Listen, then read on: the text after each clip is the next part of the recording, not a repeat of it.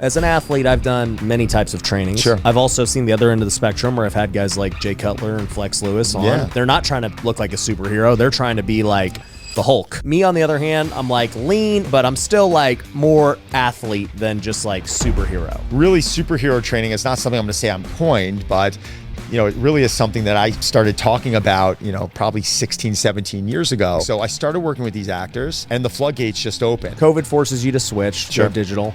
Did the same thing for me, by the way. We're flipping all these houses when COVID hit. I'm like, I got, I don't know, $20 million of debt out there that's PG'd, and I don't know what's about to happen. So like, let's figure this out. I'm just curious, how did you handle that?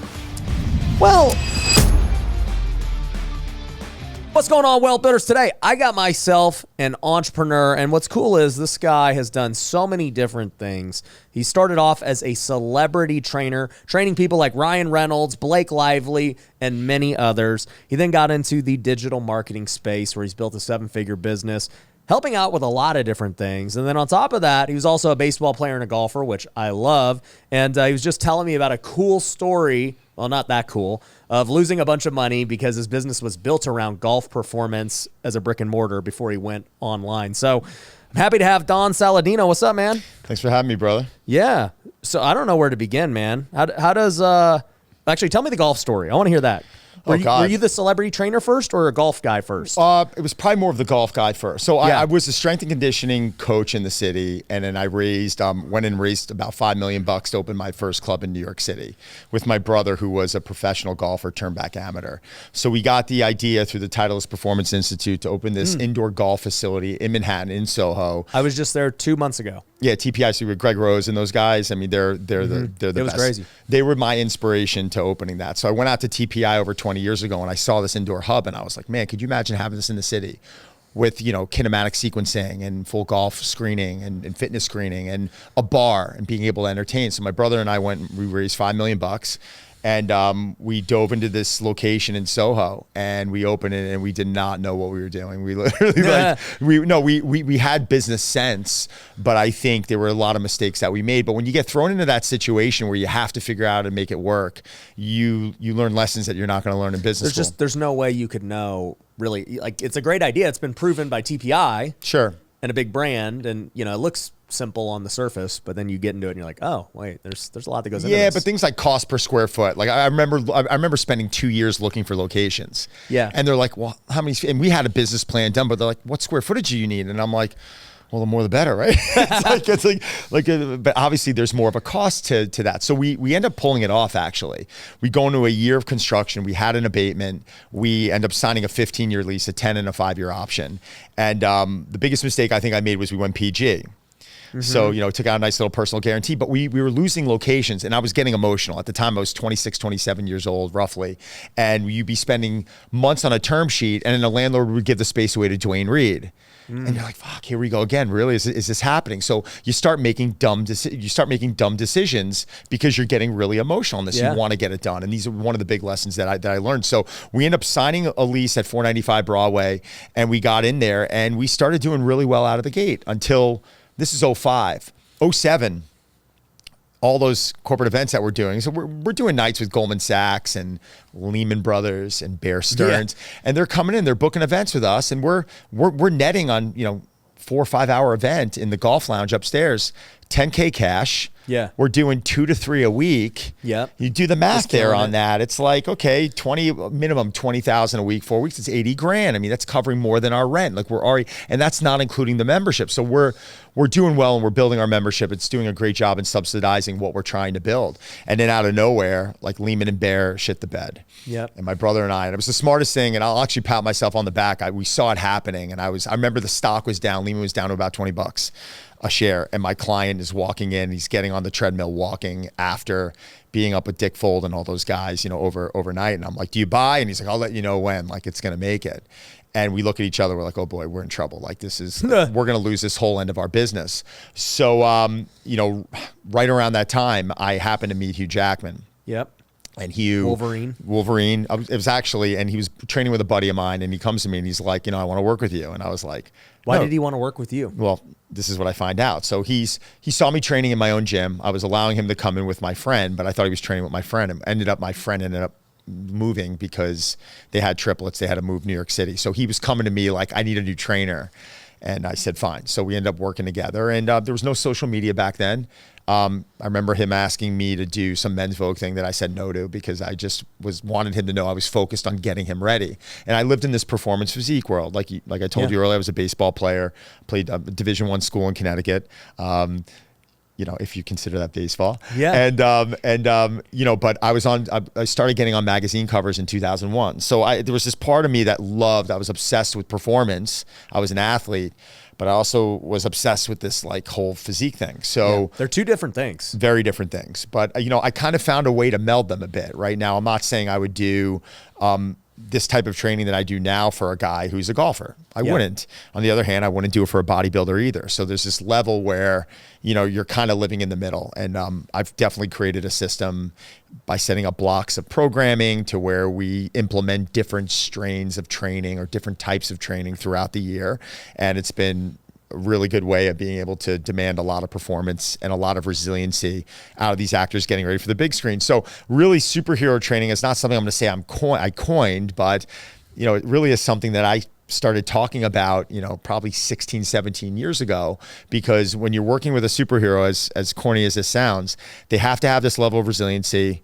They have to be able to perform, but they also have to not look like a bodybuilder, but aesthetics is a big part of it. So a big passion of mine was nutrition and recovery and all these things. So I started working with these actors and the floodgates just opened. And at a time where that corporate event business was dive bombing, I saw this whole slew of actors start coming into my club. Well, superhero movies started getting big around then too. Yeah, it was. Like it was good Marvel timing. and them just really started going all in on it. Yeah, it was really good timing. So, that's how it started. But then at that time, because we lost all this corporate business, we started burning about $100K a month, but I went PG. So it was early on. I'm in a lot of trouble. So we had to get creative. So what we started doing is we started going to members. And we had, if an Equinox is spending, if an average member of Equinox is spending $250 a month, our members were spending $1,000. Really? Membership was a lot more expensive. It was more expensive. Training prices were more expensive. It was much more exclusive. It was a much smaller membership tier, and it had much more of a premium type clientele. So I was going to members who were spending like 50 to 100 grand a year in a gym. And I was like, listen, you spend X, can you give me Y? And they're like, is everything all right? I'm like, we're going to be fine, but we're burning cash. This is what's going on. And I want to take prepaids in. And they're like, well, how are you going to, I'm like, who's going to work it off? I'm like, I am. So, I had 8 to 10 coaches in there at that time. And what did I do? I raised $1 million and I started training like 40 to 60 sessions a week. Just not 330. You raised it from the members, basically getting a prepay. 100%. Yeah. And I said, well, I can burn this down and we'll have this cash up front and we can burn it down and then we could start building this other end of the business and hire new coaches and bring in other services, et cetera. It was our only option. Like we weren't going to a bank. Yeah, nobody's lending money. No one's lending money, and they're sure as hell not going to lend money at the time to a company losing money. Yeah, and a 29 and a 26-year-old in there. Like, okay, boys, what do you know? So it was really our only option. Otherwise, they were coming after our houses. So I almost missed 37 consecutive payrolls. Wow. There was 37 consecutive payrolls where the night before I was going to bed going, holy shit, how am I going to pay my staff? Con Ed shut my power down. How stressful is that? Really stressful, but you also get used to it at a certain point. And excuse my language, but you're like, fuck it. This is just normal. No. This is the hand that's dealt to me. I could cry in the corner. No one's going to do anything about it, or I can make it happen. And that's literally what we did. It was probably some of the best experiences I ever went through in business, which I wish on no one, but now going through it and making it, I'm like, hell yeah, like, come on. And I can say that too. I've said it on the podcast before, but the last 18 months of real estate were brutal. And I had to write check after check after check to close deals that, I lost money on, but just to pay off investors and interest and everything. Yeah. And it sucks. And like you said, you do it and you're like, holy crap, when's this going to end? I'm like, enough's enough. I literally would go home every night. I'm laying in bed with my wife and my 2 dogs, looking at my dog Sambuca going, shit, man, is it supposed to be this hard? And you're just like, yeah, man, it's what was dealt to me. But, my credit card was shut off. Like my wife and I literally, and then to boot in 2013, 2014, I think that's when Hurricane Sandy hit. We owned an apartment downtown. So like literally a tidal wave came through our building and like took out our building. So we ended up moving out to my parents' house in Long Island. We had to sell our unit. And it was a great opportunity because for the next 3 years, I sold my apartment and I took all the cash from my apartment. I'm like, I'm not collecting a salary. My wife's like, all right, I'll get a job. Let's make it happen. So she went and got a job and she literally like fist pounded me. She's like, this is good. And I'm like, I know it's good. She's like, we're going to pay off all our debt. We're going to get out of tax debt. We're going to pay off all of our cards. We're going to fucking rebuild. And we jumped into it and we literally like head first, and she was pumped and I was pumped. And we moved to this little guest house rent free. You know, it was a 2-bedroom place with 1 bathroom. We had 2 kids. We had 2 dogs and we had a fireplace, and it was some of the best times that we. Why was it rent free? It was behind my parents' house. Oh, they converted a barn to this guest house. So we were able to live in there 3 years rent free. Yeah. So we took that cash, we lived off it. We were able to take no money from Drive, and we were able to build, you know, that revenue back up, and got our credit cards firing back up. And you know, I mean, the rest is history now. Wow. And so painful stuff. Man, so how many years was that of pain? Well, I think it started in 2007. Yep. And then I think a lot of the stress really started calming down once we sold our apartment after Sandy.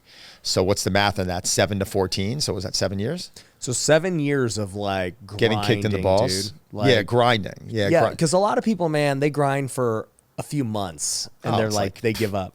I laugh at it, and I don't mean to sound cocky, but like people will come to me. I'm like, how long are you doing this? Like a year or two. I'm like, yeah, you don't know anything yet. Yeah, like you know nothing. Like someone said to me, they were introducing me in a talk. They were like, Don Saladino, 20-year overnight success. And I just started laughing. It was funny, but it's really the truth. But then after that, we started making this comeback, and then business started picking up. And then this whole superhero area started picking up. And then digital started getting implemented. And then our best year, ironically, was 2019 to 2020 when we retired the club. So I got a new business partner. I closed one of my group training clubs. 2020, we were going to rebrand, keep the same name, but really change the focus, bring in a wearable component, and we were going to bring in some capital, and we were going to reset it. So May 31st, 2020 comes around. I paid the landlord. I cut him $180,000 check for the last 3 months because we were forced to close March 16th. And I came in, I paid March, April, May. So 3 months at about $60K a month rent, and he might have given us a small tax break. I don't even really remember. I think it was like a $10,000 tax break. Like, ooh. Yeah. Right. So we ended up paying him off, and then we started renegotiating the lease.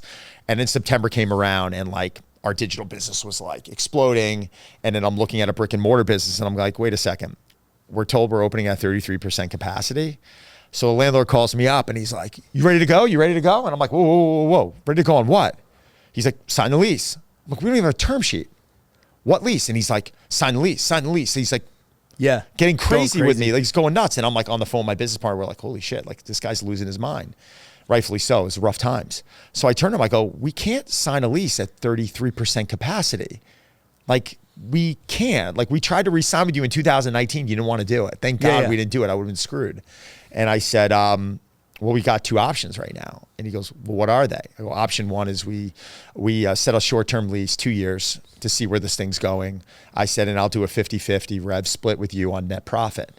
So if we make $1 after all of our expenses, we'll give you 50 cents. At least we all stay in the game and we can reassess this. What year was this? September 2020? Okay, so this was like a few months after COVID. Yeah. And he's like, what's option 2? I was like, I got delivery trucks set up right now. I got a guy ready to buy all my equipment. He lost his shit. like had an epic meltdown on the call. He's like, well, you can't expect me to do this. I was like, this is business, man. He's like, I'll call you in 24 hours. I said, fine. So I get on the phone with this guy, Terry Powers, who the week before came in to look at my equipment. And he's like, how much are you thinking about selling? I'm like, all of it. So he writes in 2 hours. He's sitting there, calls me a few days later. He's like, I'll take it. I go, take what? He goes, all of it. He literally was like that.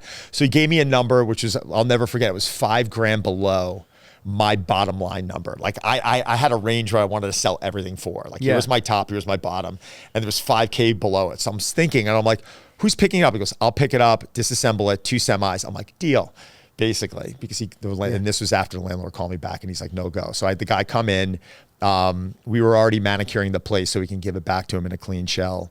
And damn, man, the landlord still tried to sue us after that for damages in the space and stuff like that. I think we're still litigating with him, but it's 4 years later. I think it's still in the courts. It hasn't been figured out, but wow, listen, that's up to the man upstairs, you know? Yeah, that's business for you. Interesting story though.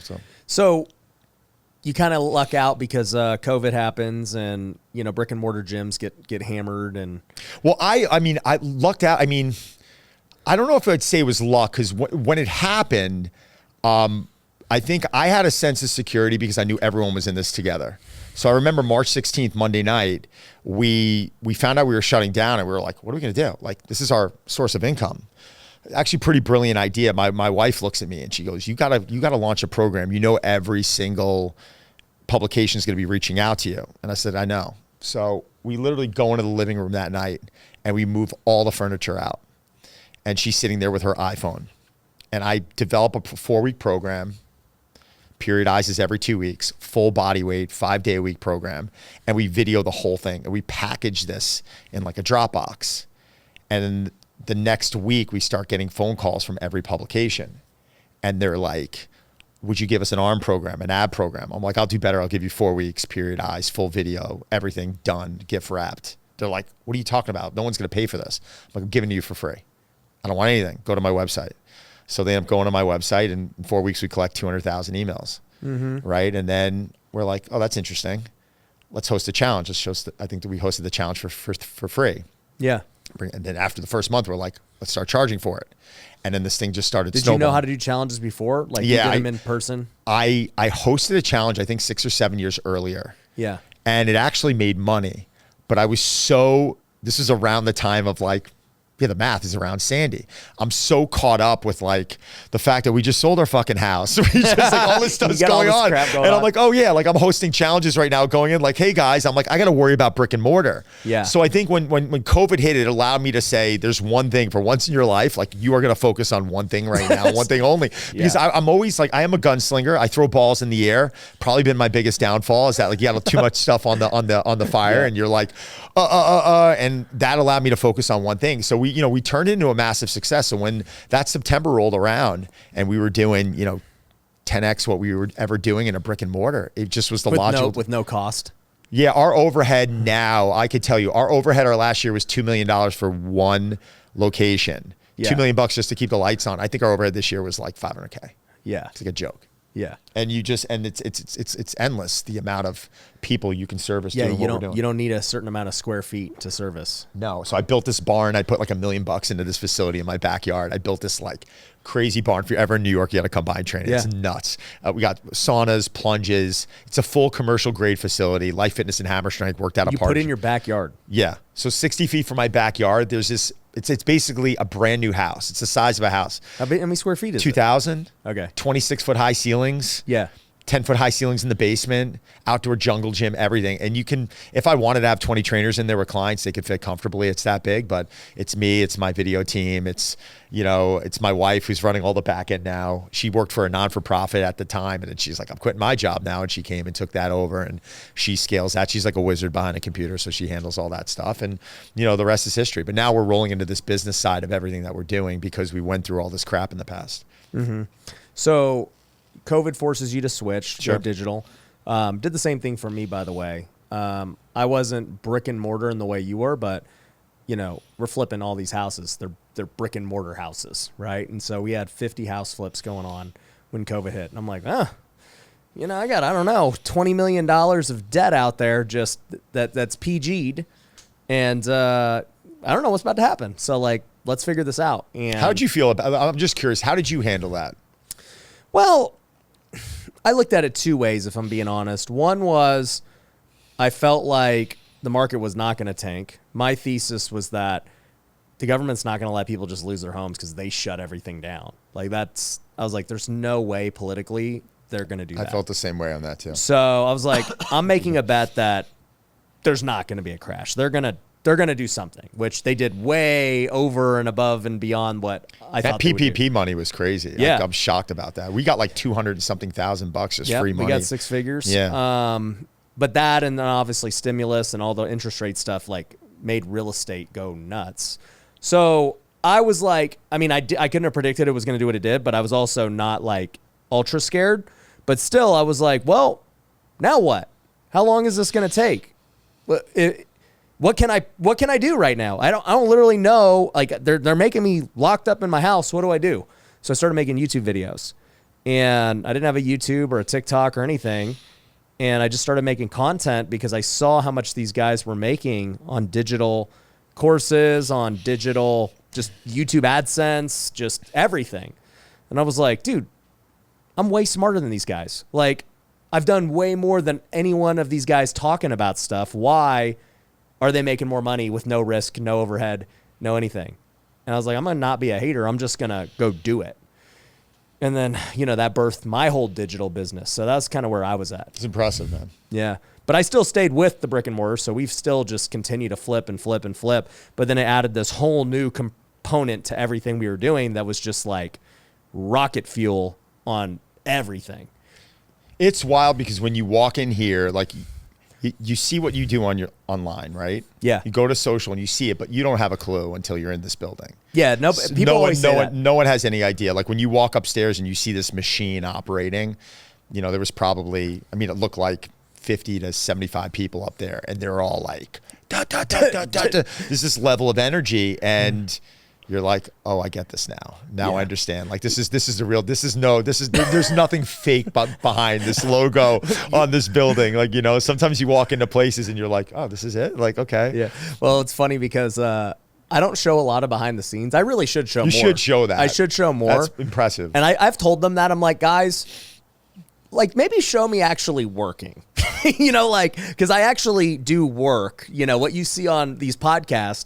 Sure, it's work. It's the icing on the cake. It's marketing. Yeah. But this is the fun stuff. Right. But I'm in there like constantly talking to people, looking at deals, figuring out the systems and figuring out how to create better automations and funnels and all this stuff that makes all those people you saw's lives easier. Yeah. No, it had an energy up there that you need to capture and show people. It's pretty cool. Special. Yeah.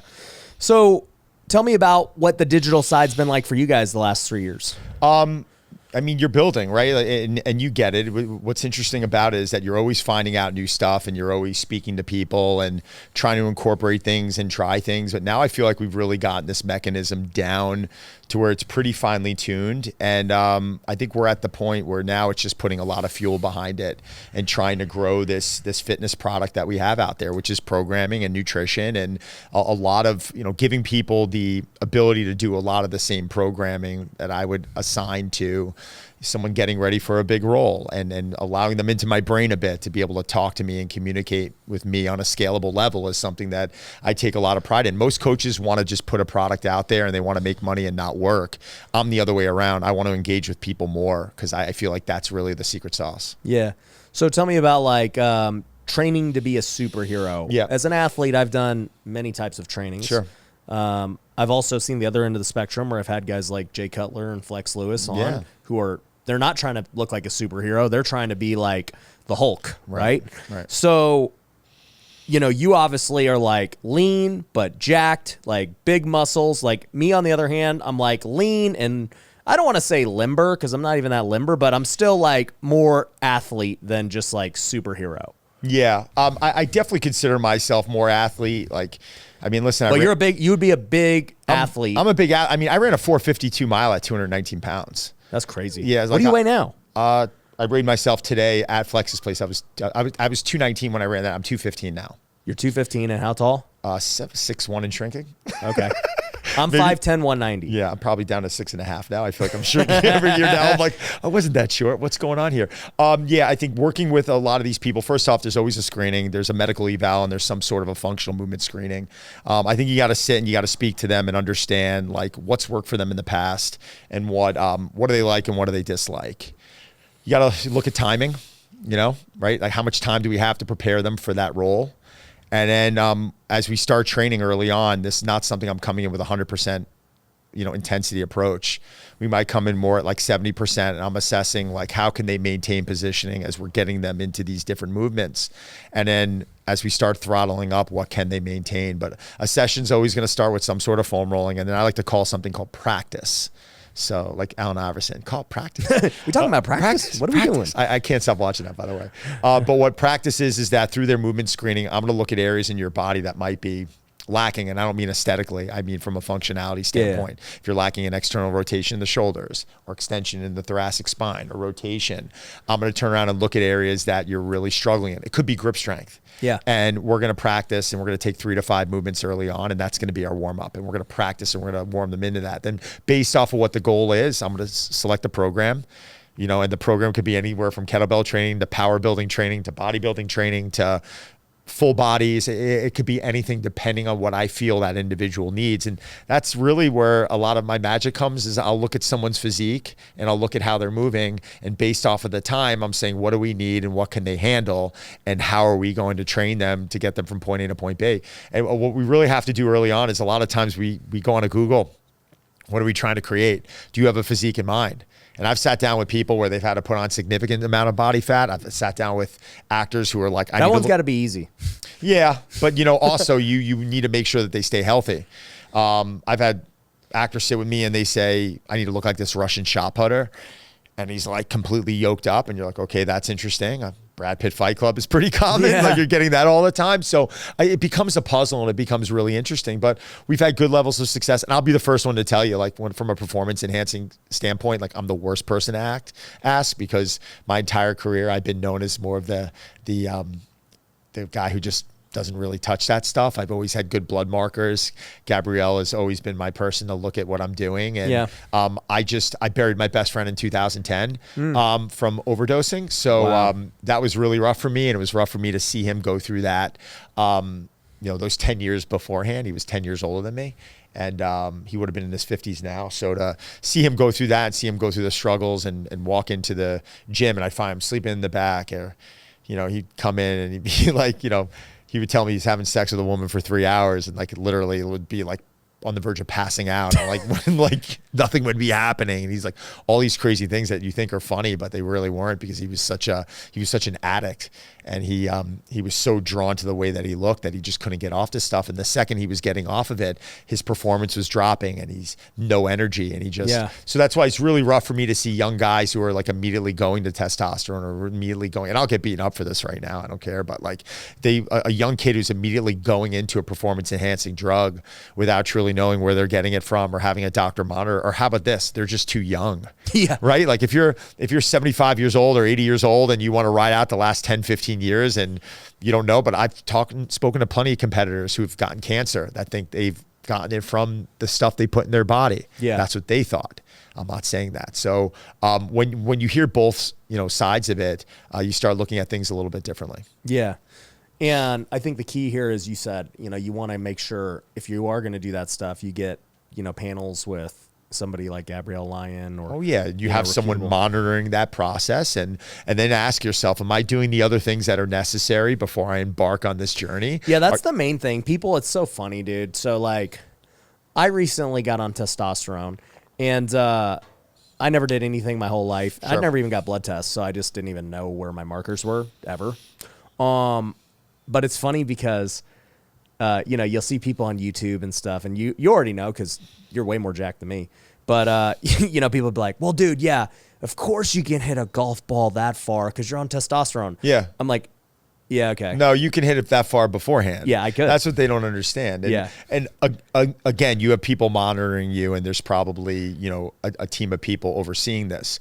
The problem I have is when someone's like, oh, I'm sleeping 3 hours a night and I'm drinking alcohol 5 days a week. I'm like, I'm just going to get on this stuff. Like, guys, yeah, it ain't going to fix you. There's so many other things. Or I just had an athlete reach out to me who just retired, and he's like, I'm going to get on growth hormone. And I'm like, come on, man. Like, just go train and eat right and sleep and see what happens. You've been doing it the whole time anyway. Yeah, yeah. I think most of them are. So, you know, my thing is that, you know, they want to go to the quick fix, and they think they're immediately going to turn around and look like this Adonis from just jumping on it. And a lot of times they get disappointed. They get on this stuff and they're like, well, I don't feel much, or my body's not changing. And I'm like, you're not doing the other things that are needed, you know, to be successful. So like, if I wanted to look like you, how many hours a day am I going to have to work out? What am I going to need to eat? I probably train anywhere from 1 to 2 a day, 1 to 2 hours a day. I'm like every day, no off days. No, I take one day off completely.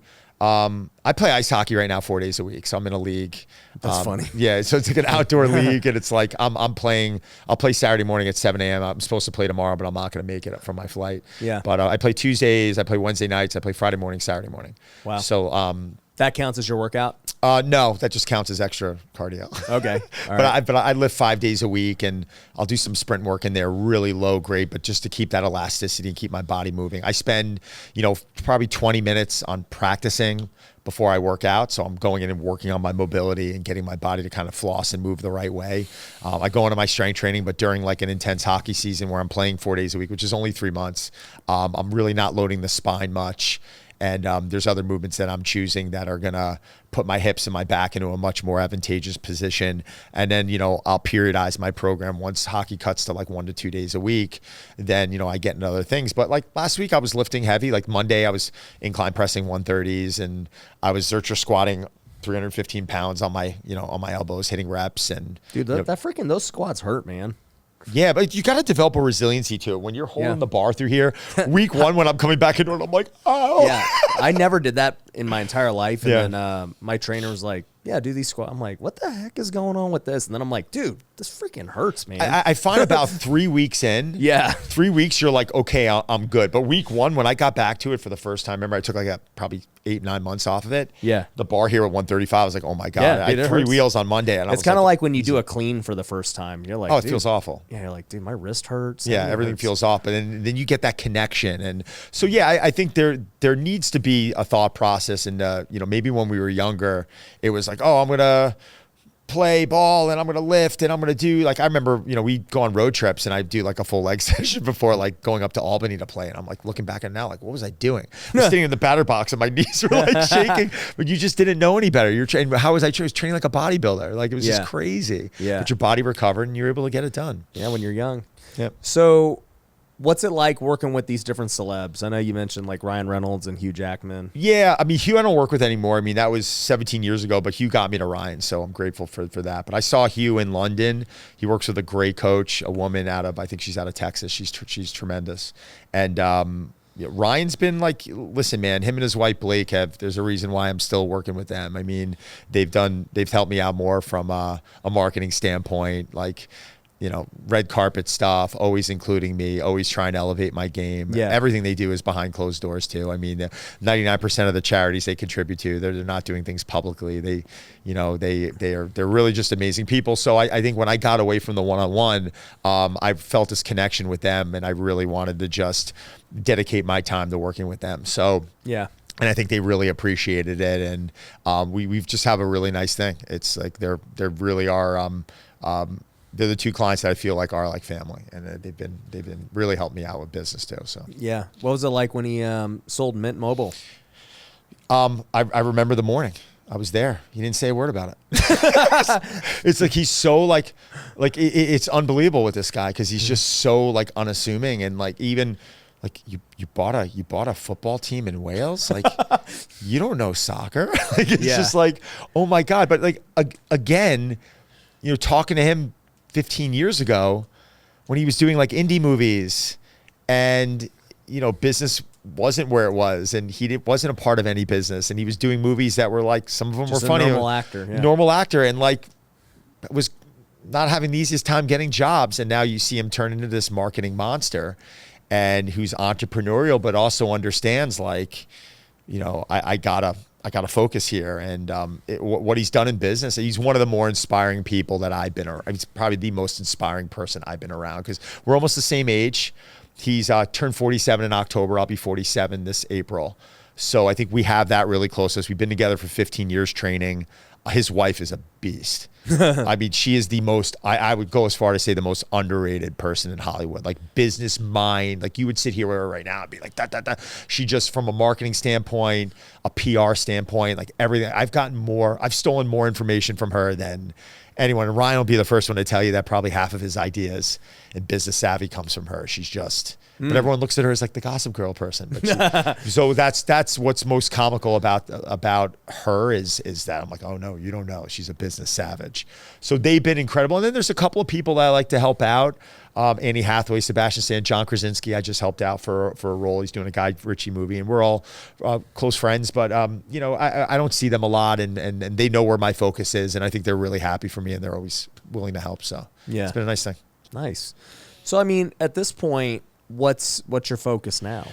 It really is the digital aspect of fitness. It's something that simple. Like people ask me, what's your exit? I'm like, no, we want to get, I want to get into 1 million homes, you know, when it comes to selling product. Like like there's billions of people out there, like let them all buy our fitness programs. Like P90X and all these other programs. I don't know how many they sold, but they sold a lot. Like everyone asked me, what are you trying to do? I'm like, I'm trying to be the modern day Jack LaLanne. Like I really am. Like it's funny. I don't even know who that is. Jack LaLanne was like the founder of fitness. Okay, got it. Jack LaLanne. I don't know. He's unbelievable. He was the guy that like back in the 60s and 70s they were like, what are you doing? You're working out? Like that's bizarre. he's like blending greens in a blender, and they're like, you're drinking your vegetables? Like this guy like started it all. It was hilarious. But I actually got an opportunity to work out with him when he was 90. Wow. Yeah, he walked into, and this is like, I mean, the Babe Ruth of You saw fitness. him and you were like, dude. I was like, oh my God, it's Jack LaLanne. And they were shooting a series. It was like, I think it was Gold's Gym 100th anniversary or Jack LaLanne's 90th anniversary, something old.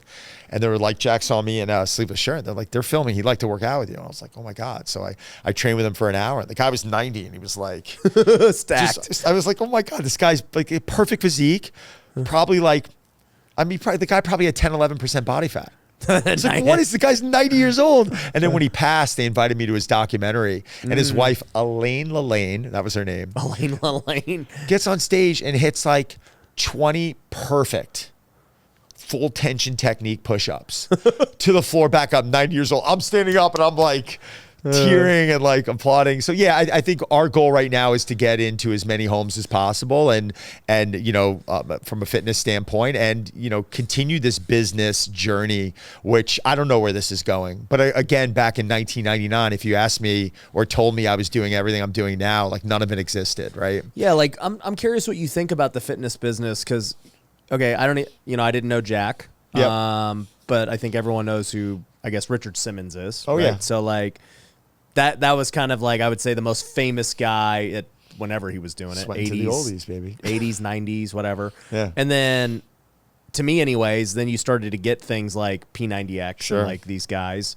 And then now, Tybo and all that stuff. yeah, and now you're in the era of social media, Yeah. you know, influencers. And, you know, there's a few, I've had a bunch of guys on my show. Yep. But that seems to be like, okay, this is the next wave of fitness. It is. I mean, I think what I tell people to look for, because it's like whoever you work with, like make sure they're a coach. Yeah. Like make sure they've actually coached people and they're not just giving you what they're working on themselves. And I think that's... Yeah, you shouldn't take advice from a bodybuilder if you're...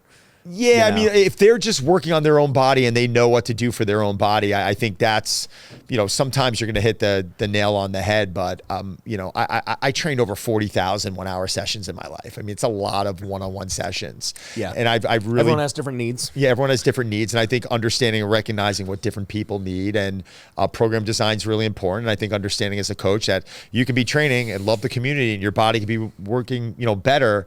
Looking better, but if it's working worse and you're like, my elbow hurts and my knee hurts and my hip hurts, and this is continually getting angry every week, like we need to look at program design and look at how you're approaching it. Yeah. Yeah.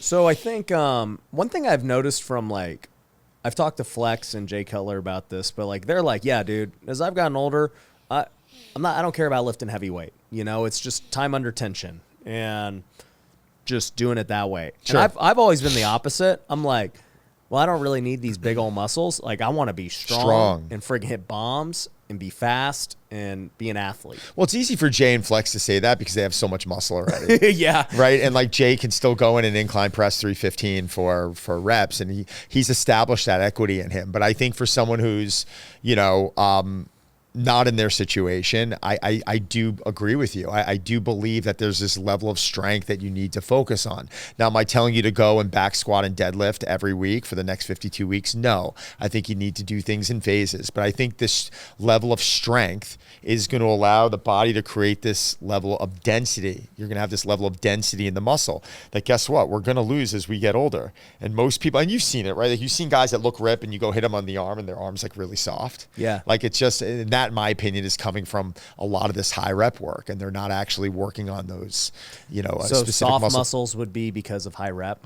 It could. I think you need to create tension through heavy weight, but I think you also need to do high rep weight too. I think there needs to be both. So I like to set my program up where there is a phase of training where we are going into, the 5s or 3s, right? Maybe getting into that range. But then, time sets, 60-second sets, 45-second sets, doing 15s, 20, 25s. I will not shy away at that. I think the problem that happens is people affiliate heavy weight with pain. I can't do that anymore. And what happens is when you start loading dysfunction, a big problem happens. Someone injures their back. But they're that's why you can't lift heavy weights, because you're injured, it hurts. Right. Or they're not moving properly, right? Like if you have no ankle mobility and you're trying to throw a bar on your back and your hip's hurting you, well, it's obvious to me why. But to that individual, they're like, well, back squats hurt me. I'm like, well, you still need to squat, right? Like we all squat. Like you just squatted to get in that chair. You squat to sit on the toilet. So maybe it's a split squat, or maybe it's a Zercher squat or a goblet squat, or maybe it's a squat to a box where we're keeping the knee and tibia vertical, so more hip dominant. So I think sometimes we affiliate pain with just heavy weight, where the reality is like you're just doing the wrong movement that's causing you pain, and we could continue to get stronger without putting you in pain, with giving you a level of success. And I think that's when you start getting really good at training. Yeah. When Gabrielle was here, she was talking about how like muscle is the biggest way to like prevent injury, to be useful, to live longer, like to build muscle. And, I've been thinking a lot about that because that's all I've ever focused on, not so much cardio, which I know I still need to do cardio. But like even though I'm done playing now, I'm stronger than ever. Right. And I just think like you don't just get strong overnight.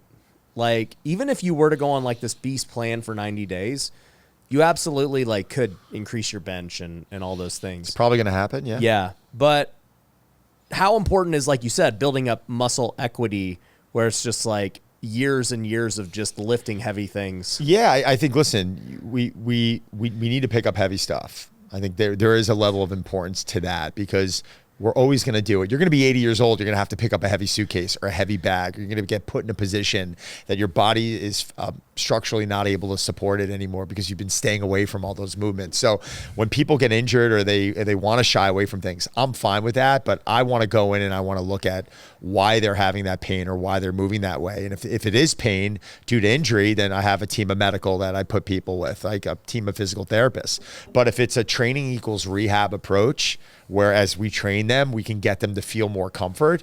Yeah, I'm going to start with some really low-hanging exercises, easy to grab, very palatable movements that people can perform, and we're going to increase that stimulus. And when you see someone in their 60s and 70s trap bar deadlifting and they're pulling 300 pounds off the ground and they're telling you that my back's never felt so good, wow, no, but they have that foundation. Is it completely necessary for everyone to do? I'm going to tell you, not for everyone, right? Yeah. You got to build up to that, but we should be trying to get stronger. We shouldn't be turning around saying, well, I'm 40 or 50 now and it's all downhill for me, right? Like I'm hitting PRs at 46 and I'm still able to run really hard, and now I got to pay attention to recovery, and sometimes my body's not recovering as quickly and I overreach, and I'm like, okay, we got to pull back now. I think that's where things change, where you really get into your late 30s, early 40s, but there's no reason why we can't be at our best body composition level, or we can still move great or pick up heavy stuff when we're getting older. Yeah.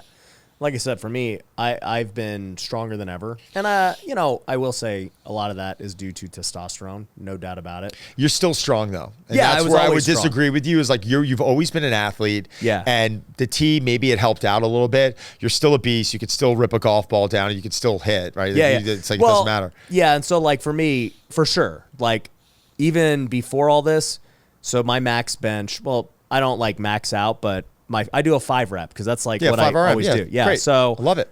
275 was like my 5. And then now recently I've been able to do 315 for 5. For 5? Yeah. It's more than I'm doing right now. Yeah. I'm not doing 315 for 5. But that's why, like, I just train for strength. Yeah. So I've always just been really strong, but like my body doesn't look like it would be able to do that. Yeah, I mean, I know some real strong guys. I mean, one of the strongest pound for pound guys I know is like 168 pounds. Yeah. And he ripped, I saw him do 225 30 times. Yeah, it's like, you're like, okay. And he's pressing 405 the other day for I think 1 or 2 reps. He got it for like clean. Like that to me impresses me more than anything. Yeah. Like I love bodybuilding. I think it's fun. But when you see a guy that looks like, if I put sleeves on right now, like, I train, but you're not like, you're not like, oh, this guy's a bodybuilder. It's maybe the short shirt looks like it. But for me, like that strength piece of it is like, I want someone to be strong, and then that hypertrophy piece is going to come as we add another. Do you think that being strong would give you a better edge in business, or having a good physique? I think it can give you a better edge in business. I was actually ripping up one of my very successful clients recently because he, put on a little bit of body fat. And he was getting depressed, and I'm like, dude. I looked at him. I said, "Get your shit together. Let's go." No, boy. but I had to look at because you know who you can talk to that way. There's certain people. If I said that to, they'd like jump off a bridge. But I looked at this guy. I'm like, "Get your shit together. Like you're walking into a meeting right now, dude. It's important because it is. I tell people this all the time. Like, for example, we hold a WealthCon every quarter. Next one's coming up April 18th to the 20th at Caesar's Palace, and so it's 3 full days, man. Like all day. I got to get there early. The events all day, then we got parties at night. Yep. It's literally like, let's just call it 72 hours straight for the event, plus whatever prep needed to happen beforehand. And they're like, bro, how are you still like just going? And I'm like, dude, it's where strength and everything comes into play. It's resiliency. Yeah, like you can't do it if you're out of shape and you're not used to it and everything else. Like even with podcasting, people are like, bro, like how many podcasts do you guys do? I'm like, I'll do like 3 a week, 4. I could do 3 or 4 in a day. Sure. And they're like, how? And I'm like, well, that's a different type of like strength. That's like mental strength more so. I'm just sitting in a chair, but it still requires physical tenacity. I always say that like the goals for me or even most people, I always categorize as like energy and resiliency. Yeah. So like when I would work with I worked with a bunch of professional golfers. If they hit the golf ball 5 yards further, I didn't care. I was like, who cares? Like, you got to. It's not going to make that. It's not going to make a difference. Like, I want to make sure that in 10 months your body's not breaking down. Like that's Tiger's problem. Exactly. But again, he swung a golf club millions of times to one side of the body. Yeah, his body's broken. It probably came down to like, let's be very clear. Like, sport isn't always the best thing for us. It's like a pitcher. A pitcher is not supposed to do that. Right. So yeah, they're going to have arm problems. It's going to happen. So I think resiliency is always that number one thing, and energy. Like for me, I know if I'm resilient, I'm energetic. Like I can handle anything in business. Training for me is very important because I could change my physiology in an hour and a half, 2 hours. Like I'm suddenly leaving there no matter what, feeling a certain way. And I do feel like in business is important when you're sitting in a meeting or a client walks in and they're in shape and they're sitting down and they're able to kind of come in with that whole package. I think people are looking at them. I think the perception's changing. 100%. Yeah. I'm more likely to trust somebody who takes care of themselves than I am somebody who's sloppy. Right. And don't you feel like it's changing now where a lot of the entertaining used to be about alcohol and going out? People now want to do things that it is the opposite. You're hearing a lot of people saying like, bro, that ain't cool. Yeah. Like, I'm not trying to go do that anymore. Yeah. 100%. I can't handle it anymore. Seriously, I'm like, I'll get anxiety now if I'll drink a couple beers with my wife when we're on the mountain snowboarding with the kids because that's our thing. But like if I exceed 2 craft beers, like I'm waking up at 3 a.m, my heart's just racing. Feeling crappy. I feel terrible. I can't do it. Your Aura Ring readings are. Oh yeah, my resting heart rate's through the roof. Like it'll jump to my resting heart rate when I wake up is roughly like anywhere from as low as 39 to like 43. I'm in that range. That's low. And if I drink, I'll be up at like 52. Yeah. Like that's significant. Yeah. Significant. So what's a resting heart rate supposed to be? I think it's all individualistic. I think it changes. Some of it could be on the individual. I mean, a lot of it, even like max heart rate. Like I can't get my heart rate up that high. Like if I'm at 170, I am like flying, and people are like 170. Like I can walk and hit 170. Like I just think all of our max heart rates are different. I think a resting heart rate can be different. I think if you're in the low 40s, I think that's really good. I think you start looking at cyclists that are lower than that. Like it can get. These guys aren't even breathing. Yeah, they're like crazy. It's nuts. Yeah. So what has been the biggest shift, I guess, digitally? Like, how are you guys getting all your leads for all these programs and stuff? Yeah, lead magnets are always a really important thing. We always give away a lot of free stuff, a lot of free product, like, free programs, free content. Are you running ads? We are burning ads. We've got a team who's working on that, an internal team, doing the Facebook stuff. And that's always it's very good for us, but it's all, you got to stay on it, right? It's every week we're looking at numbers, and we're always testing ads, and we're sitting with our team and we're looking at, well, this ad was great at 17 seconds and we need more of this, and this didn't work in this, demographic, so we're going to junk that. And, you test 10 ads and 2 of them work. You're like, okay, get rid of those 8, and we're going to have some winners. We have some winners, and then you got to put some fuel behind it. But as you know, it's not something you could turn around and just like, if I could turn around and throw $1 million, every day, I would. If the ROI was there, I'd do it. Why not? You would do it too. It's like, I have no problem with that stuff. Like, I have no problem with rolling the dice and going for it, but it's just, you can't you can't be dumb like that for many reasons. And Facebook and all, I don't know. How does it work for you? I mean, how are you guys doing that? I mean, you guys doing a lot of paid ads or not really? Yeah, well, it just depends, right? I've gone through seasons where, when I first got started, we did no paid ads. Everything was all organic, and we made millions. And I was like, dude, the education business is pretty tight, dude. Like, you just make millions of bucks, and you got no expenses. Right. Then as, the business grew to what it is today, it's like, all right, no, now we have a lot of expenses, right? Now we got to put some fuel behind it. Yep. And I'm in an interesting dilemma where I took over my marketing department about 4 months ago. And before, I always had agencies and other stuff, and I've revamped everything. The marketing, the sales teams, everything. So what you said you saw earlier today, yeah, we had sales and stuff before, but it was nowhere near what you just saw. That was crazy. Yeah, so I've been really working hard on that the last few months. And, with ads today, I think like as of right this moment, we might be spending $4,000 a day on just various ads, but I've spent $10,000 a day. Sure. Just depending on Yep. whatever we got going. But, you spend $10,000, you see that, oh crap, this isn't making money. It also increases the pressure on the sales team, because it's like, bro, we're spending $10,000 a day.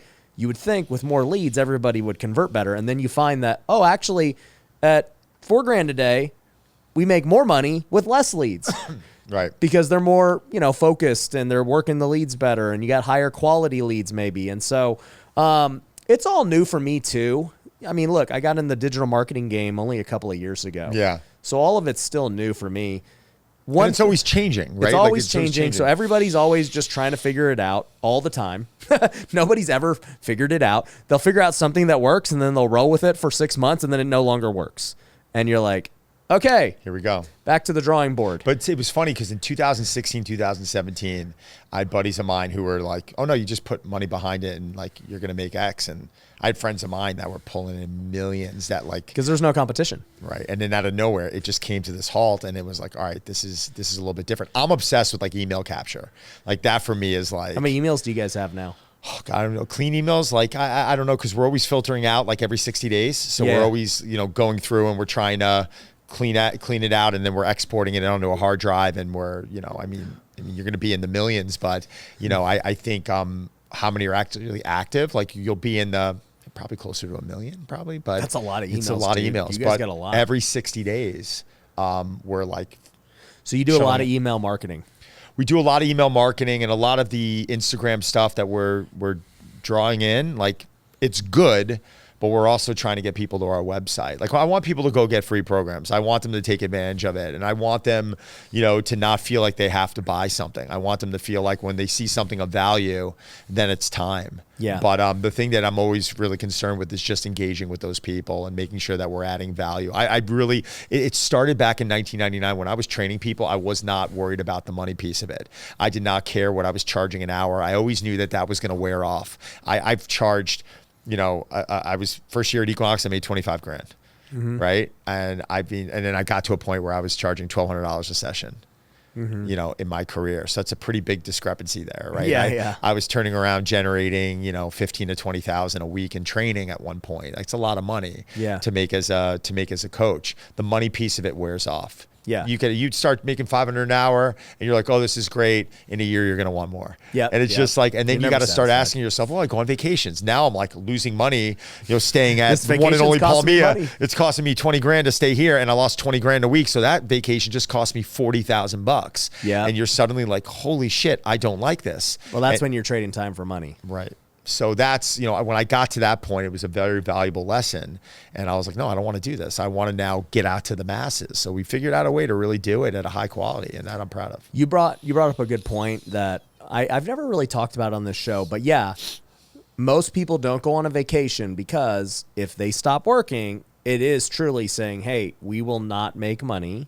If you're a trainer, it's obvious. Yeah, Right. you trade literally hours for dollars. And I go on this vacation and the vacation has a cost. And like you said, now I've lost 40,000 when, if I don't go on the vacation, I don't lose 40,000, It's a real number, man. That's a lot of money. Yep. So, it's interesting, like building a business where you can go on vacation and yeah, you still got to pay for the vacation, but you're not going to lose money by going on vacation. Listen, I love working. When I'm on vacation, there's never a day in my life I think I ever disconnect. Yeah. I think I'm either always answering a DM, always answering an email, always checking. Like I've never, I can't tell you when I've ever not had my email for a day. Yeah. So I'm always working, Yeah, me but I too. enjoy it. Yeah. But I enjoy it. But that's a way I'm able to stay connected, and that's a way that I'm able to stay working. I've got no money. I don't mind paying for the vacation. I need to know that I'm always kind of building. Yeah. And if I don't, like, I can have my best month ever in business right now, and if I feel like there's no opportunity there, like I start getting worried. I'm like, am I being complacent? I'm looking at my wife and my team like, we gotta talk. Yeah. They're like, we just had our best month ever. I'm like, no. Like, we got to put ourselves in this position to be more successful and do better. It's not because I'm greedy. It's because I love it. I love creating. I love building. You're an entrepreneur. You built something here special. Yeah. But like, that's not for everyone. Yeah. And I think the thing that you brought up is leading with value. This is something that I always knew. And I'll be honest with you, I forgot. Because when we first started, like I said, I went on YouTube and everything else. No paid ads. So everything's organic content, Easy. right? Yeah, and it's like so it's just, hey, I'm going to put out tons of value. And then I started creating courses and other things. Some were paid, some were free. And, I remember I launched my Wealth Builder Academy back in the end of 2021 because people were like, Ryan, how are you able to run so many businesses and have a family and faith and stay in shape and all this stuff? And I was like, you know what? I'll make a course about it. Basically time management, goal setting, all those things. And then as I was making, I was like, you know what? I'm just going to give this away for free. This is like, people just need this. And so I gave it away for free. And then in the first month, 30,000 people downloaded it. And in my mind, being new, I was just like, that's cool. Like, wow, that's crazy that so many people wanted that. And I did not really understand the impact of it. I knew that it would lead to revenue and everything else. But now, years later, with hindsight, I've met so many people that are like, yeah, dude, the first thing I ever did with you was that course. It changed my life. And then I became a student or an investor or whatever, right? Yeah. And I was like, I've now got hindsight to say, like, okay, I don't want to say I got away from that, but what happened was I kept making content and doing all this stuff. And then as we started getting into the paid ads game, I was not leading with value on like lead magnets and things. We were simply just running ads like, hey, book a call with us, right? And look, it can make money. But when you can give somebody something super valuable for free or even $10 or something like that, it just gets them a taste of what you're doing. And now they're much more likely to do business with you. Totally agree. I mean, I learned that in coaching. Like, I can't tell you how many free sessions I gave away in my life, especially early on, or even when I owned those 2 clubs in the city and I had coaches and people would come in and they were a friend of a prospect, and I knew they were. I always call them a sticky shopper. They were real. They weren't someone off the street. They were a referral, and I'd be like, listen, just go work with the coach, and should I pay? We'll figure that out later on. Don't worry about it. Like, just go through the process right now. And I had a lot of trust in my trainer's ability and our ability that we were going to be able to come in and add value. And I told the trainers, I was like, I do not want you guys talking price. If they want to talk price, send them to the desk. But don't even bring it up. Don't even ask them if they want to sign up. like in a way, I wanted to soft sell them. Well, what should I do? Okay, well, Now that you're asking, let's talk about that. Like, Yeah. I would always recommend someone, I think 3 days a week is like get into the gym 3 days a week. I'm not saying with me. Yep. I'm saying it could be, 1 day with a coach, 2 days on your own, 3 days on your own. But if you are going to invest in a coach, I would tell them, do it early on. It's like the golf swing. If you're going to pick up a golf club and start swinging and establish these bad habits, Yeah, don't do it's that. it's that much harder later on to unwind. So at least like people used to come into the club and be like, I'm going to buy a 10-pack and I'm going to spread it out over the next, like maybe once a month. I'm like, do me a favor. Don't do that. No. Do the 10 sessions in the first month. Yeah. Just grind, learn the system, understand, ask questions, get it out of the way. And then like, come check in with us every quarter if you have to, but just, that was my approach. And then you always ended up selling more sessions. Yeah. But that's the honest truth. I was doing that because I knew That's what's best for them. That's what's best for them. Yeah. If you can do what's best for them, they will trust you. And sometimes what's best for them is not what's best for you. Right. Yes. And so if you're willing to do what's best for them, right, whether it impacts you financially or not, like then you'll gain trust and it will just keep repaying over and over. I was on the call with a challenger. I think it was last week. We had a large group on a Zoom call and I answer questions for 2 hours. So everyone who signs up for the group, could be 1,000 people, 1,500 people, can come on. I will not get off that call until I finish all the questions. I've been doing that for 4 years. Literally, I've been doing that for. It's like every Tuesday night I do it. And someone asked me, they were going through their nutrition. I was working with them every week on this call. And I'll be honest, I was like, something's up. Medically, something's up. So I turned to them and I'm like, you need to go see this doctor. And they're like, there's a cost on that. I'm like, don't work with me then. Seriously. Redo the last couple challenge programs. You'll be fine doing that. If you have to, don't work with me, but go put the money into that. And they're like, why are you telling me this? I'm like, because this is what you need. Yeah. The training piece of it is so minute in comparison to what we're talking. There could be gut issues here. Yeah. There could be something going on, hormonally that you need to address and you need to attack. The training piece of it, trust me, you're going to be fine. Yeah. And, that's the right thing for that person. And people appreciate that. But that's the honest answer that coaches should give. It's not about, I'm going to lose this $100. Screw the money. You'll 10x that if you're honest with people, and you'll make that much better. Coaches get so obsessed with the dollar. Yeah. And I'm like, just add value. It's a simple formula. Allow that. My line in coaching has always been, allow them to leave the session feeling like you were a luxury, but now you're a necessity. Where training in the past, early in my career, was, how much is the sessions here? They're $150 an hour. Well, that's expensive. Right? I'm like, okay, like you don't value that because I know you went out to dinner 3 times in New York City. It's definitely costing you more than $150. So like you're not putting value into what it is I do. But if you allow them to leave that session being like, no, I need this, then you're doing better for the club, you're doing better for the client, you're doing better for you. It's a really easy formula. And let that be your formula. I agree with you. As somebody now who's done it for a while, right? Just lead with value, have free things that are great, have cheap things that are great. Yep. You just get them in the door of what you do. They're going to buy whatever your main things are. That's it. That's simple. I think it's that. I honestly think it doesn't have to be more complex than that. Yeah. And then you start surrounding yourself with a team, like as you grow your business, which you obviously did upstairs. Yeah. You can't do everything on your own. Well, I'll tell you, like, even for me, here's one of the scary parts. And I'm a big, proponent of abundance, right? So I'm like, guys, give away all your stuff like for free.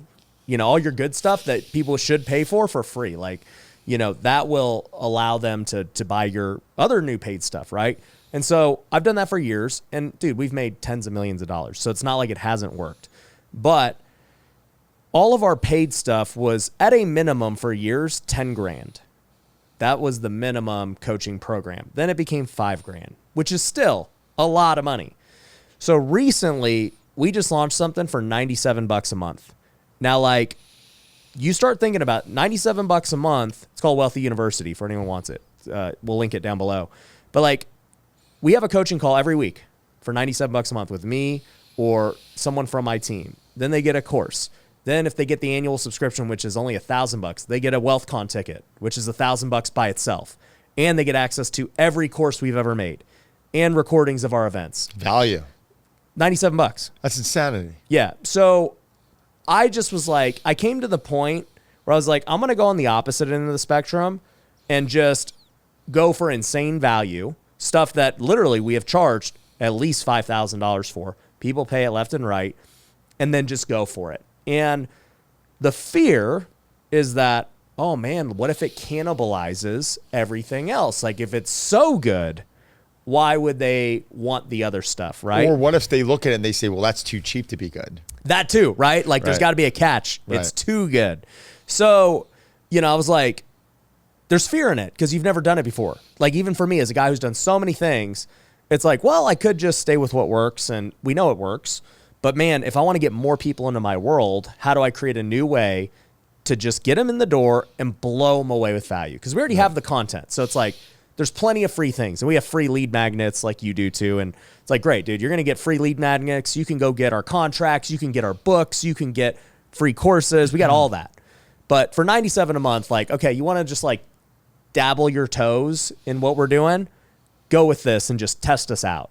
And if you get blown away, then, you'll know what we do when you get into the even, more expensive things. Mm-hmm. And so it's a new thing for me. And I think it's going to be great. Obviously, it's going to be great for them no matter what. We'll see how it is for the value's incredible. Yeah, for the overall thing.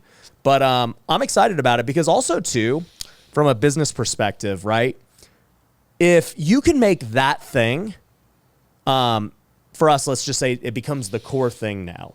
So even if nobody were to ever buy anything else and, they only stay in that, would that still be a great business model in and of itself? Because, as we know, with lead magnets, they're not good business models by themselves. They're free. So like somebody has to buy something after that for it to be a thing, right? But could you make this $97 thing the thing regardless of what happens? Well, we all know if you scale that to such a level where the numbers actually make sense. It's I was just thinking about it and I was like, well, what if I, sold 1,000 of them a month, right? That's $100K a month recurring. It's a real number. Yeah, you do that for 12 months straight. Now, obviously, you'll have churn and everything else, but sure, you're at $1 million a month recurring. I also like the confidence level it's setting, right? Like you're saying to yourself, listen, man, just jump into bed with me right now. Like, trust me. Like, there's low risk in trusting me in this. Yeah. You can cancel after a month if you don't like it. 100%. Like, and you know what? And you're confident enough to, if they get into your network, that down the road, even if there's someone that's skeptical, down the road, it's funny how many times I'm like, you know what? I downloaded your free lead magnet back in 2020. They buy 4 years later. Yeah. But isn't that amazing? Like, all right, like you're a skeptical shopper, or $100 use a lot of money. It's like whatever it is in your life is none of my business, it's your business. But if you finally 4 years later turned around and like now you finally trust me, like that, but that to me is like, wow, like you got to hang in there with these people. You can't give up on them so quick, which a lot of people, social media, these posts, it's not giving me the return. Like, what return are you looking for?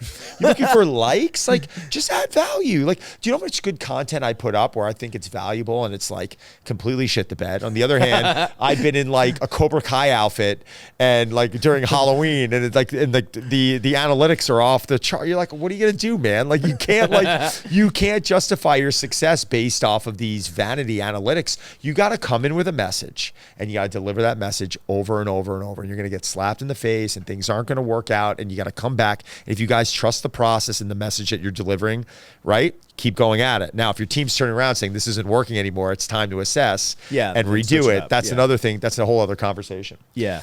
So what do you think about the brick and mortar gyms where they're, you got Equinox, you got Lifetime Fitness, you got EOS. Yeah. You got the cheap gyms and then you got like these really expensive gyms. Are they profitable? Like, what's going on with these gyms? I think a lot of them are shitting the bed. I think, maybe the Planet Fitness is, and I think that model is pretty cool because you're just selling such a cheap membership. And I've spoken to friends of mine who like were membership advisors at these clubs where they're like, oh my God, we'll sell like 60 memberships in a day. And you're like, what? Like, that's like, seriously? Like selling and 60 nobody ever comes, but they just keep paying. But that's the model. I mean, that was always like a good model, but that was not what we put out there. Like we were too valuable where someone wasn't using it. I got worried because I knew they were going to cancel it. They didn't want to waste it. Cost too much money. Yeah. I mean, who knows? Like, I think Equinox got probably a little bit more beat up than they let on to, a show through the pandemic. I think a lot of coaches turned around and I think they were forced into, becoming entrepreneurial. I think they were forced into having to do things that would have scared the living daylights out of them. It was their only choice. And why are they going to go back to a club and give up 60, 70%? How do you think like the club itself is doing? I mean, there's so many different clubs. So like we were talking about Lifetime Fitness. I personally would guess that's a real estate play. Like there's so much square footage that I'm almost looking at it like, how do they make money, right? Like, are they like, how does it make sense to me that they have, 80 or 100,000 square feet in New York City? Like I know the numbers and the amount of memberships you have to sell. Like how, like gym membership, like gyms are not like, I was never sitting there like, crushing this is great, man. Like I had months where like my air conditioner one month blew and it was $30,000 to fix it. Jeez. And I'm like, there goes August. Yeah, like we're not here we making go. money this month. Yeah, like, all right, I'm done now for the next few months. And like, I just never, like, you could start rolling out. And also, what do you think is a lot of money, right? Like, some of these smaller gym owners are like, they're great. And they're making a couple $100 G's a year and they're super happy with that. And it's like, to each his own. Like, I think that margin is so small that like one or two things can go wrong and you can Yeah, like, I guess my point is, being somebody who's been in a lot of small gyms as an athlete, they always struggled. Every single gym I've ever trained at, it's like they're always struggling. So I'm like, okay, well, I know these little small private gyms, they don't work. So what about these big boys? I mean, because clearly they keep growing and developing, but then, you see a lot go out of business. Like, 24-hour fitness ain't what it used to be. No, I think Equinox is interesting because they became this real estate play when they got bought by Related. And then suddenly you see all of their facilities are going into these like high rises.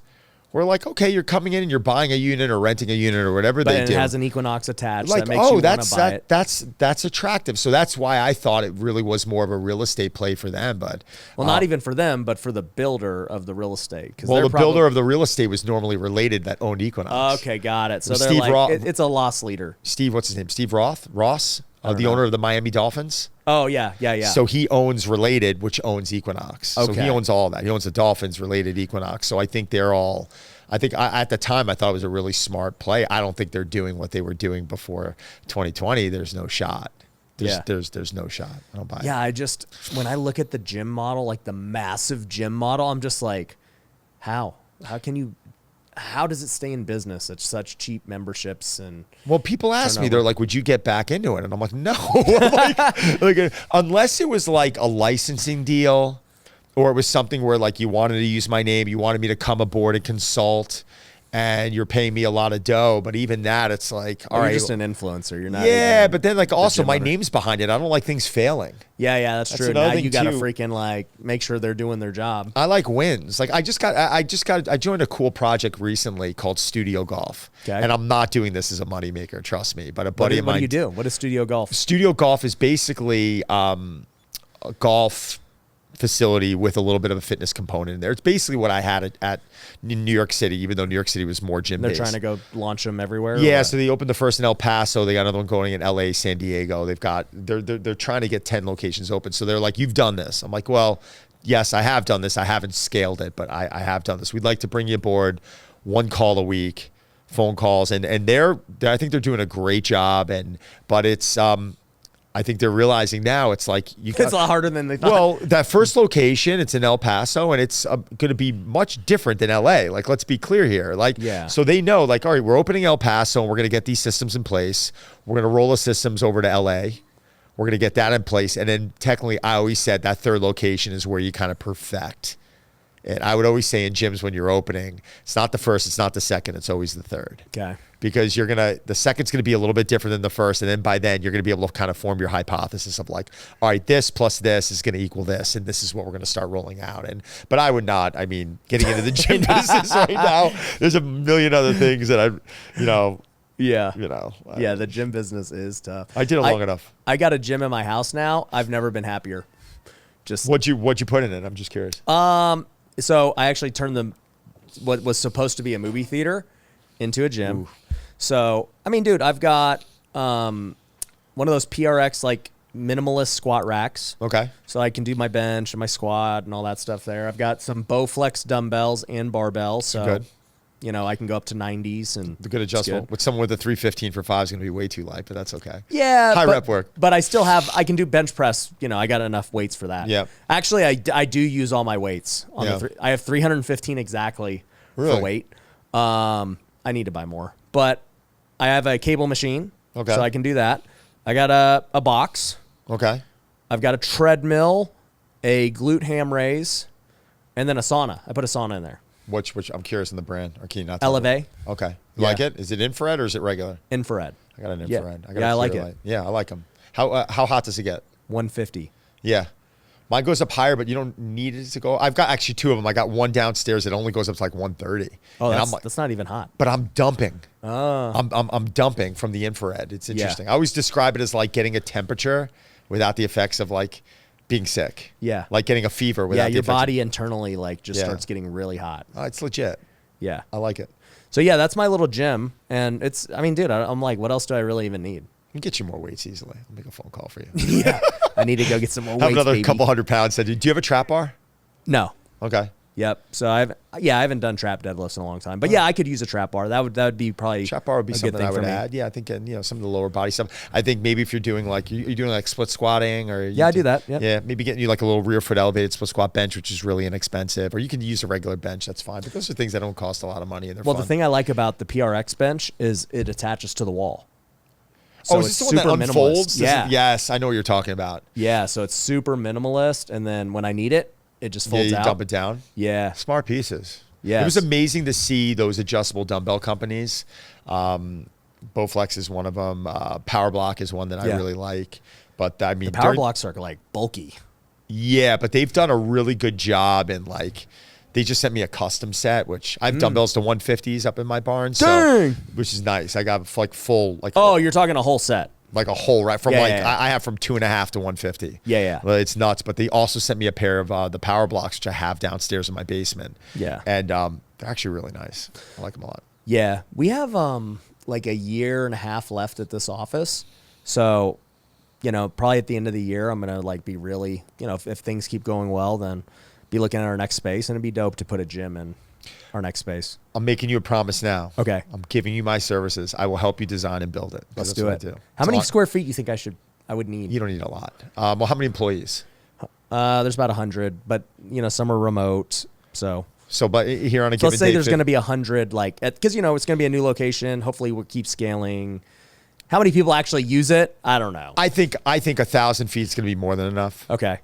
I think 1,000. Yeah, my theater is probably 15 by 20, so that's 300 square feet. Yeah, I mean 1,000 is gonna be more than enough. I mean you can go way. I mean I have 1,000 on my first floor, and that's still with the studio and the office area and the lounge area, which you're not gonna need. So yeah, you're probably down to 750. So you don't need a lot. No, 750 is nothing. But we can get like a bunch of cardio in there, which people are gonna want. Like this room right here. This would be awesome. Yeah, you could fit a lot of stuff in this. I would do. I would still, with that many people, I would do not adjustable dumbbells. I would do like a dumbbell. Dumbbell rack. I do probably 2 benches. I do a cable pulley system, like a dual adjustable. Couple and I would of do cardio. a bunch of cardio. I would probably get like, an air bike. Stairmaster. Yeah, Stairmaster, a couple treads. Yeah. Just you want people standing and moving and sweating. I think it'd be really good for your culture too. People are starting to whack a little bit, get a little tired. They go down and get 30 minutes in. You're not making enough calls. Yeah. 30 minutes in the gym. Everyone's on there with like headsets on walking. Listen, man, I mean, people would do that. it's productivity, man. Why not go get your steps in? And you'd want it as a boss. You'd be like, oh, I want you healthy. I want you strong. I want you here feeling good. Like 100%. Yeah. Well, dude, I'm going to take you up on that when we're ready. It's done. I offered it. You guys, Yep. Gabrielle, when I say something, I mean it. Like, All right. I'd want to see a floor plan by your architect. Yep. I would turn around. We'd talk about a budget. But I normally do is I lay out what I think would be along there. And I'd be like, all right, give me your budget now. We're going to remove this. This is what this would cost. And we would subtract. Yeah. And I'll get you a good deal on it. Sweet. Well, dude, I'm glad you came on the podcast. Great meeting you, Can't dude. thank you enough, man. Yeah. Really. We'll have to golf next time you're in 100%. town. You ever in New York or what? No. Okay. No. Good. Good. But if you ever make the trip out there, man, training sessions. I on know. me. I hate traveling as far as like the East Coast, but like pretty awesome here. Yeah, I'll come. I'll go to Cali. I'll go to Arizona. Done. Dallas is like the furthest I like to go. Still throw a baseball ever or no? No, dude. My arm will tear. The arm's not built to throw things. I know. I'm throwing with my son now, and I'm like, first couple throws, I'm like, this feels awful. Yep. But guys, if you like this episode, let me know down below. Subscribe. We'll go link to all Don's stuff down below as well. We'll see you on the next episode. Peace. Peace. In today's world, you could literally build a $10 million a year business with just one person. If you can just get people to consume more of your content before they speak with you, then you're going to have a way easier time to do that, making sales. And now YouTube is really our new marketing team. Dude, dude, people are broke. Like, you used to only be able to get into your world or my world for 10 grand or more. And now it's like, well, dude, for $97, you literally can't lose.